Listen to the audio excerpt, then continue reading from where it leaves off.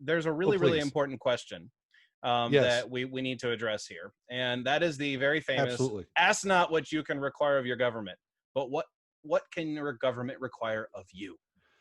It's a very important question, Doug. And as libertarian Christians, we definitely want to teach people exactly what they should be doing with their bodies. And the government should have their say in it as well, because frankly, any kind of freedom that you have will bump up against somebody else.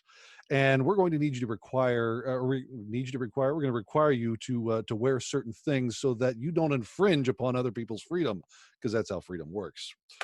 Right. Well, over in the state of Benjamin Franklin, where you and I dwelleth, there was a not a proposal, basically a mandate, and not talking about this mandate. We're talking about another mandate.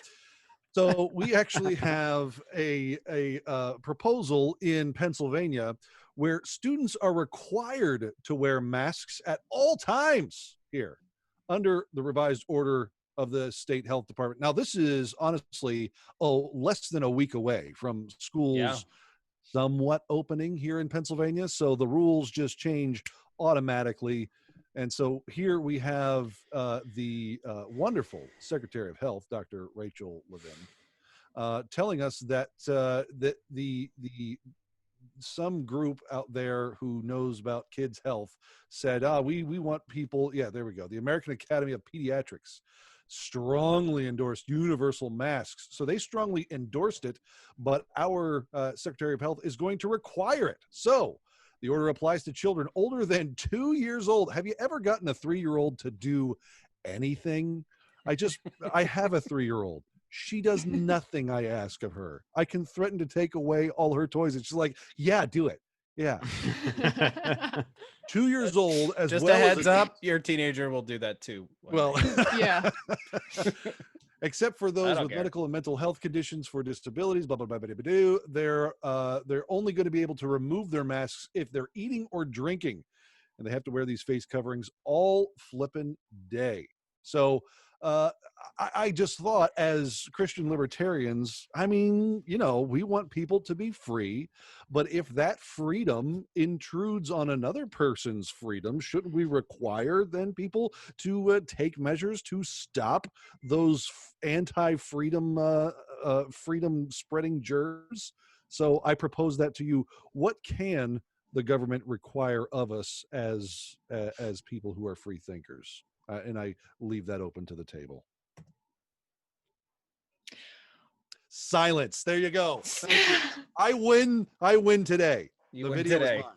You win. We're all thinking, which means you've successfully asked us to process something that's very nuanced. That's not, it's like simple answers are never going to be the answer. Like, it's not going to be the answer. The first thing that I thought of is like, all right, how do we work around this? Like, do we just require children to sip on drinks all day and be like, anybody audits? It's like, yeah, well, they're drinking.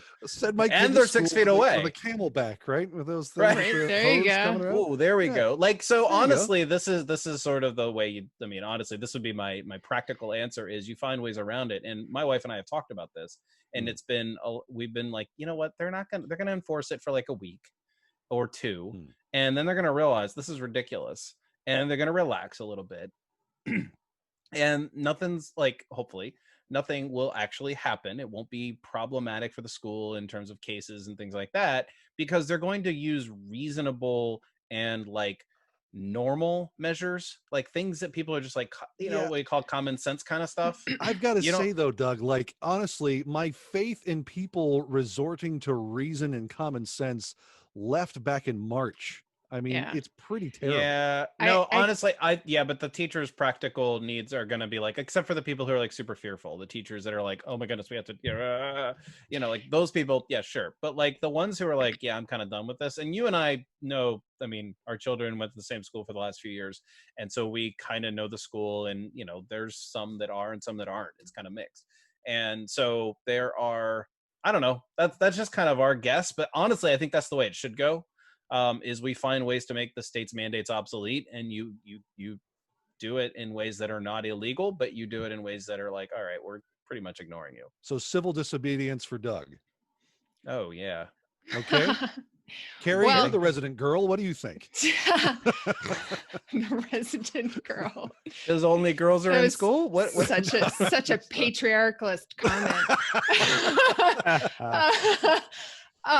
Yeah, like I feel like, you know, New Mexico has had this stupid mask mandate for longer than anybody else, and I would like to think that, and really it did go this way. It did go the way that Doug was saying, that, you know, when the governor would come out with her, you know, new strict rule, everybody was like, okay, we're gonna follow it.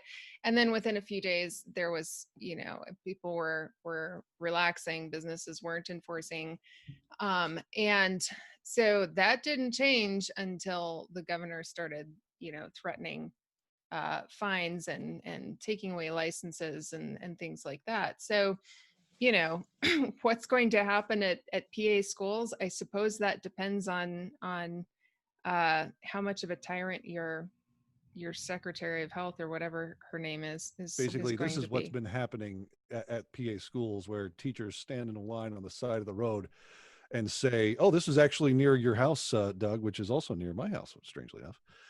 But saying that, no, we can't go back to school, and we shouldn't be doing any kind of learning in the schools anymore. So that's what's been going on in PA.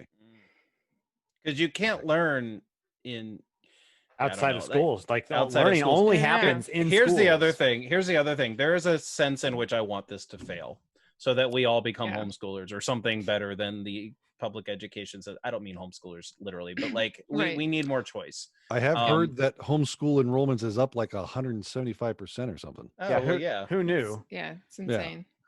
Yeah. Actually, it's up so We high, did. and We I did, can't- Norman. We all We knew did. that this would happen. Yeah. We do. It's a rhetorical question. Yeah. Okay. Yeah. I know. I'm Yeah. just making sure. that- Yeah. That's why we're telling people what to think. Just Good. patting Sorry, ourselves but Carrie, on the what back were you here. saying? Well, I was just going to say, and I can't remember which part of the country this was in, but there was some state that was the number of students being withdrawn for homeschool was so high that the districts were going to require some sort of like exit counseling with the Oh, district yeah, I heard in that order. too. Whoa. Yeah. So That doesn't sound draconian at all. No, and in New Mexico, in New Mexico, we have really lax laws here for homeschooling, and they've been trying to sort of backdoor. Correct. They're not lax. They're favorable. Yes, thank you. They are most definitely favorable. But they've been trying to make like backdoor changes. They've been like most recently, a couple of years ago, they tried to say that homeschoolers were required to adhere to the same standards that the public schools were required to, which of course the law doesn't say that, but they were trying to make homeschoolers believe that, and even trying to make homeschoolers sign a contract when they notified the state, which was also not part of the law. And so, you know, HSLDA came in and Yeah, crushed that did mercilessly. yeah, they totally crushed it. But so yeah, no, when I when I first started reading articles about how, you know, kids were going to be coming home and, you know, this might be a great boon for homeschooling, the first thing I thought was they're going to be attacking homeschoolers like mad. Yep. And it's going to come from this hybrid model where you've got teachers who are the experts and administrators who are the education experts, and they're going to be like, we don't know how this works. And so we can't make it work. So that means all the parents are lying and they can't make it work either. So we should regulate it. Yeah, we can't regulate hundreds of children. How could a parent regulate their own? I know, right? Like, oh my goodness. I like your teacher union voice. That's good. Amazing. Oh, so yeah, anyways, so there's an utter attack insanity. on there's an attack on the school choice movement, or the school choice idea, you know, whatever it is. I mean, there's just a lot of really good alternatives to normal education out there. I've been telling people that if anything, if there's a long-term silver lining out of this COVID shutdowns and whatever is happening in education, the good thing, that the good outcome, I should say, will be that education will look different in a decade. And that it will look like what we sort of hoped it would morph into, but like, you know, it's just so entrenched in its traditional ways. Like, we're all hoping to go back to school and let's send our kids off to school and do stuff. So I personally hope to see that we do better as we move forward. So we need to move on to our next topic. Norm, why don't you introduce that? Well, you know, there was other